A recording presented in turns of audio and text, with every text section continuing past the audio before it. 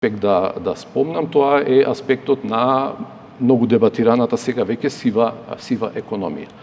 Во едно исто така релативно старо истражување се покажа дека 69% од примателите на минимална плата примиле и плата во плик. Тоа е еден феномен во нашата економија според кој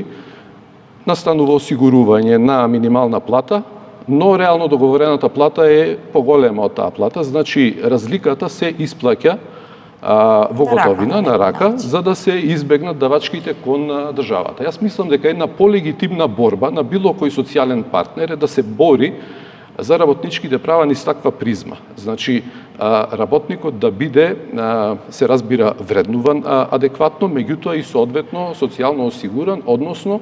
да му се плаќа социјалното осигурување на целиот износ на плата кој што тој го прима, и тогаш во статистиката за која што претходно зборував, тие луѓе нема да се појават како приматели на минимална плата, туку ќе се појави нивната реална плата која што е над таа минимална плата. Значи во таа смисла мислам дека премногу веќе почна да се дава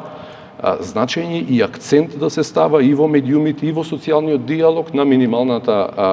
плата, која што велам е релевантна, треба да расте, треба да се усогласи за да го